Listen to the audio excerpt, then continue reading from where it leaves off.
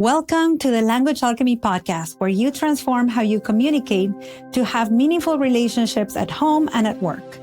I'm your host, Alejandra Siroca, and I help multicultural individuals, couples, and change makers move beyond surface level politeness and conflict avoidance to have authentic, value-based interactions that actually resolve issues and deepen connection.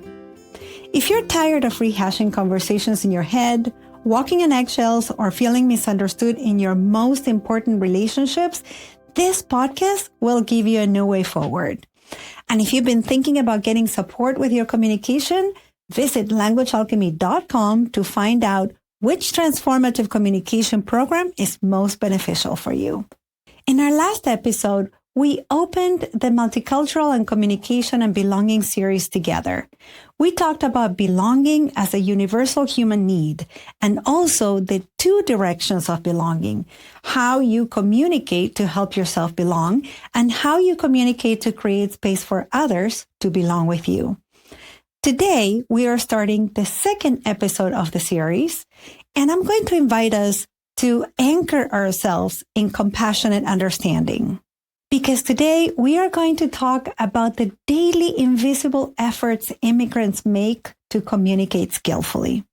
If you're an immigrant yourself, or you're someone who interacts with immigrants, even if they have migrated decades ago, you will get a lot out of this episode.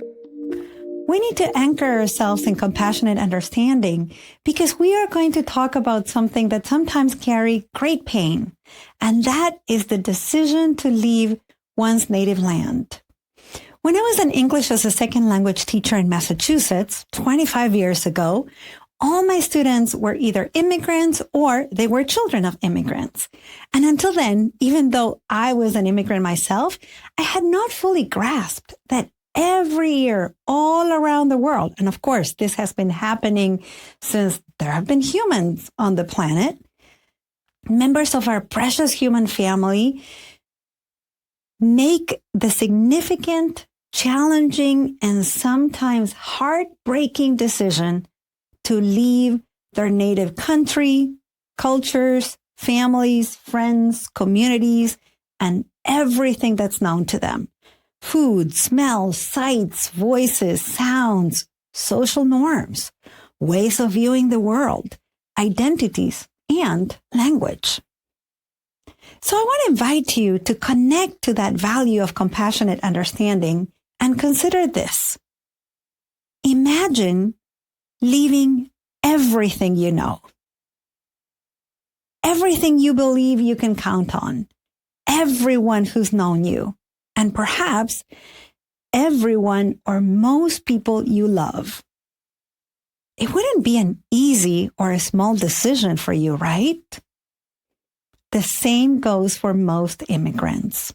And it took me, also an immigrant, after interacting with hundreds of immigrant families, to realize the magnitude of the decision to leave one's country of origin. Some people leave their countries for safety and survival, fleeing violence, war, persecution, natural disasters, or extremely harsh conditions that make staying impossible. Some immigrants leave everything behind because they don't see a viable path forward for them, their families, or their children, whether it's work, opportunities, or a chance to build a life of dignity. Some people leave their native land for love, following a partner, or reuniting with a family member they've been separated from for years. Some leave for education or spiritual fulfillment, to study a particular field, or to learn from teachers who don't teach in their countries. And some people leave as children, with no choice in the matter at all. And whatever the reason, once they arrive in the new country, from the very first moment, communication becomes both a great challenge and a most essential skill. Think about what it means to navigate daily life in a language that's not your own. Not just the formal conversations, the job interviews, doctor's appointments, parent-teacher conferences, but the small, fast, ordinary exchanges that native speakers don't even think about. The joke a coworker makes in passing, the instructions a nurse rattles off before they leave the room, the server who recites the special so quickly you catch maybe 1 in 3 words. And underneath the language, there are the cultural layers, the unspoken rules about how to communicate, when to speak, how to ask for help, when and what kind of help is okay to ask for. These are things native speakers absorb over a lifetimes and sometimes without being explicitly taught. For immigrants, learning all these things is sometimes a very complex layer of education, one that happens in real time, in public, and often without a teacher or without a map. Now, many of you listeners are in the United States, and many of you are in other countries around the world and not in the US. And because I live in the US, I am going to mention examples with speakers of English as a second language. But if you are listening from a country where English is not the primary language, you will still get a lot out of this podcast series and the examples I give. Because every immigrant and every speaker of a language that we speak as a second language is constantly navigating language and cultural situations that most native speakers around them hardly ever notice. We're constantly making efforts with our communications to try to fit in, to try to understand, and to try to be understood. And this happens all at once, all the time. I like to share a story that belongs to a friend of mine from England. And before you think this only happens to people who speak English as a second language, this story is a good reminder that communication doesn't always come down to fluency or proficiency. Sometimes they come down to accent. My friend is British. English is his first and only language. He is articulate, educated, and well-traveled. When he migrated to the United States, he moved to New York City. And one day, he was hungry. He walked into a deli and ordered a sandwich. And when he was asked what ingredients he wanted in the sandwich, he said, in the way any person from England would, "I want tomato, please." The person behind the counter stopped, looked up, and then said loudly, "Oh, you want a tomato?"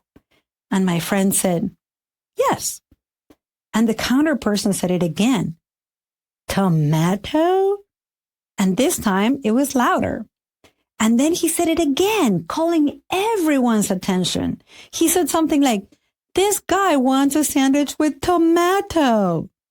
And after he finished making the sandwich, he said, "Here's the sandwich for you, tomato guy."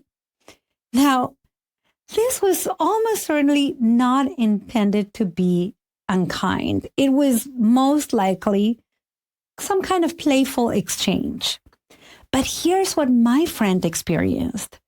He walked in as a confident adult ordering a sandwich. And he walked out having been publicly singled out for the way he said one word in his native language. And while he now tells the story in a very humorous way, he told me that at the time, he felt othered. He felt that in a small but real way, he didn't quite belong. I'm telling you the story not because this was a matter of comprehension, but because this is about the power of language to help us feel or not feel a sense of belonging. That often unconscious assertion we can make that there is one way of saying things, one right way of saying things, and everything else is a deviation worth noting and worth making fun of. Even if we speak the same language, immigrants are constantly making an invisible effort to communicate. And because I'm an immigrant myself, I have stories of my own as well. When I came to the United States, I was already fully bilingual because my grad school programs were mostly in English.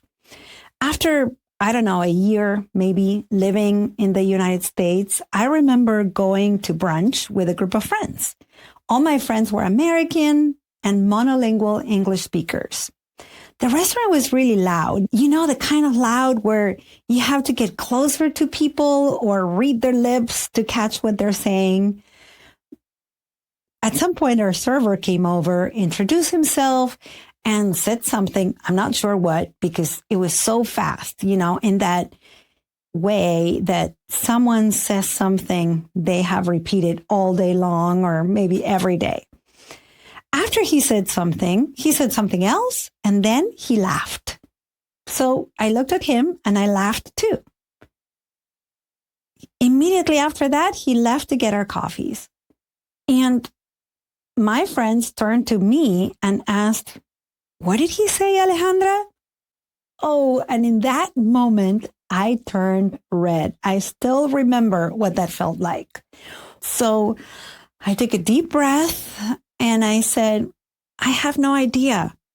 And then I explained, he laughed, so I laughed too. In that moment, I had done something that so many immigrants and second language speakers do, even sometimes without thinking about it, which is to fill the gap. I performed understanding. I mirrored the social cue, a laugh in this case, because at that moment, it felt vulnerable to admit that I had not understood. And saying, "I'm sorry, I didn't catch that," sometimes feel like announcing I'm not from here and risking the feeling of not belonging. Sometimes it feels like saying, "Yeah, even though I've been here for some time, I'm still an outsider." And so we laugh and we hope it's the right response.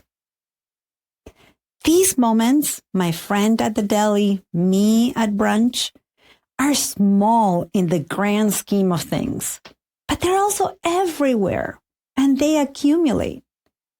And over time, the effort navigating these moments, the constant code switching, second guessing, the performing of belonging is exhausting in a way that can be very hard to explain to someone who has never had to do it.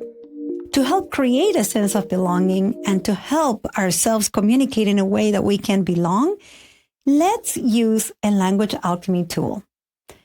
This tool is for both sides of the conversation, for the immigrant, the second language speaker, the person making the invisible effort to belong, and for the native speaker, the person who wants to communicate in a way that creates belonging. When you don't understand something, whether you're an immigrant, a second language speaker, or simply a person in a loud restaurant, the powerful thing you can do is to ask a clarifying question. Now, the reason for asking the clarifying question is the transformative ingredient here. You ask the clarifying question because you care about understanding.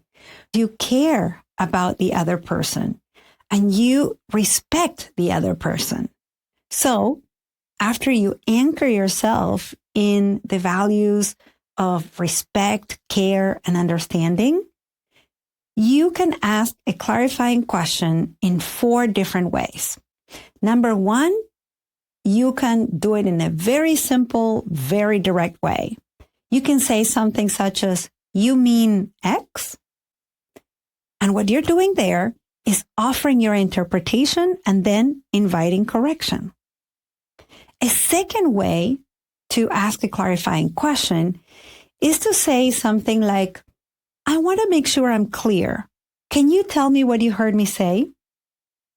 This one is powerful when you are the one speaking because it puts the responsibility for clarity on the speaker and not on the listener. A third way you can ask a clarifying question is by first making a statement such as, "I'm not sure I got that. Can you say it in a different way?" Now, notice that I didn't ask, "Can you repeat that?"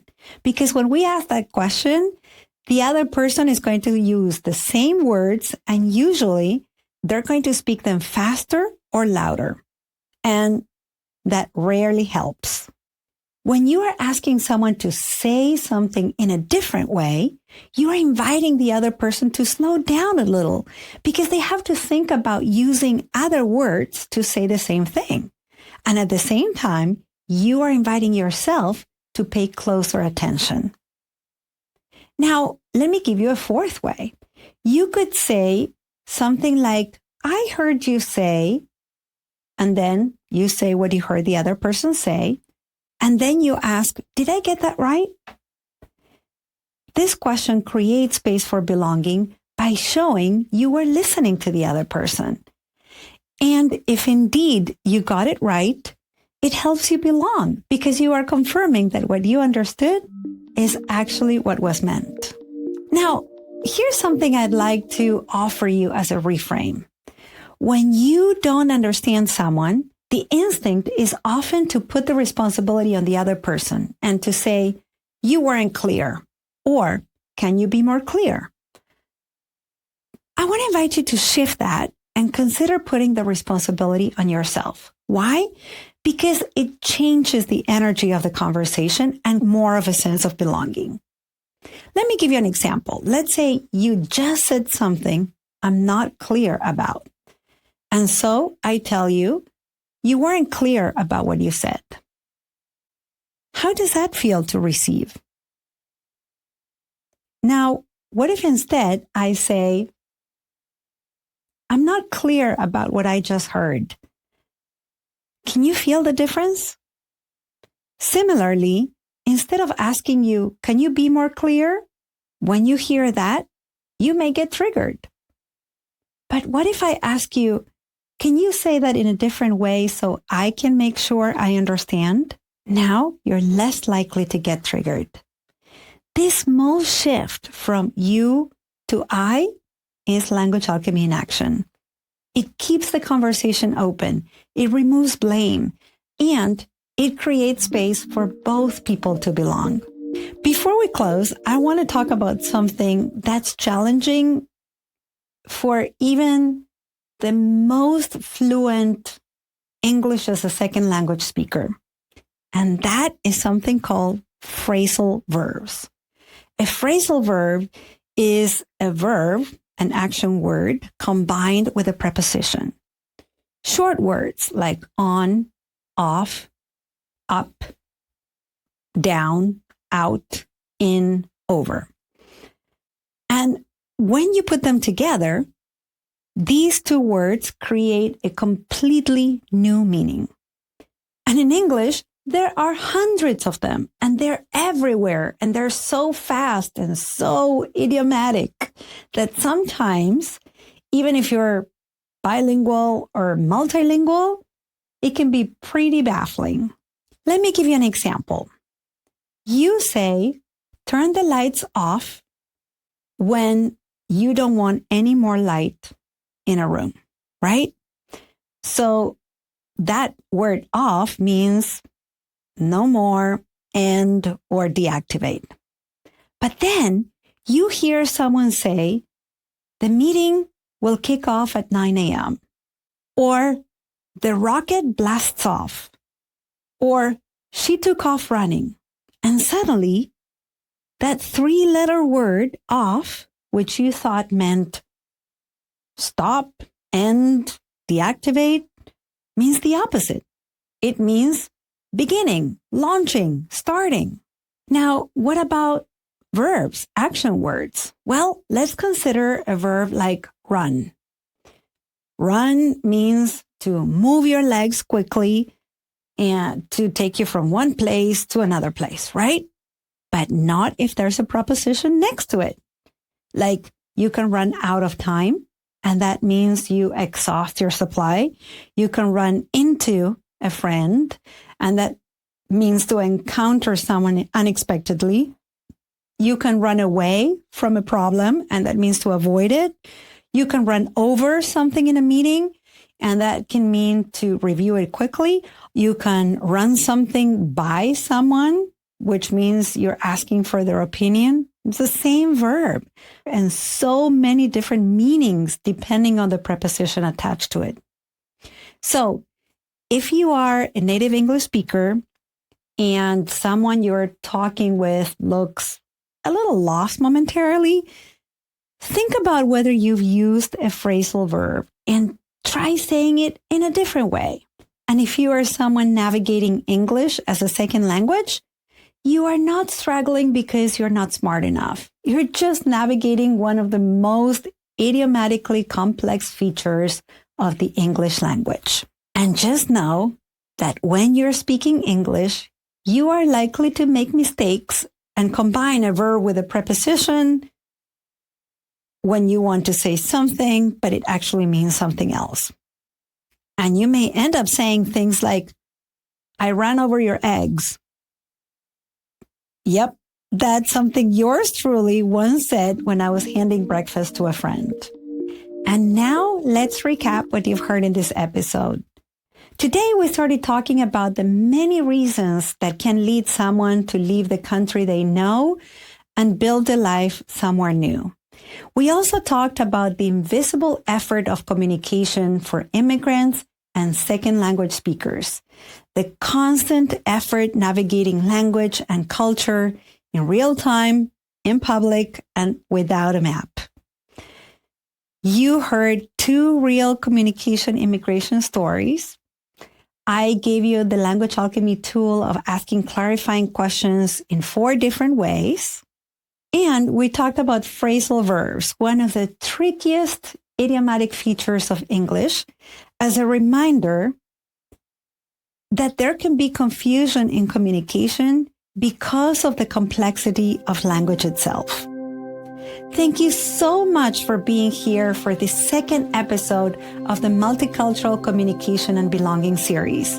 In our next episode, we're going to go deeper into communication styles themselves, how the culture we grew up in shapes the way we speak, listen, pause, and connect, and why no single style is the right style.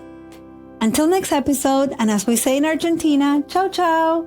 Original music by Gary Lapo. You can find all links in the show notes at languagealchemy.com.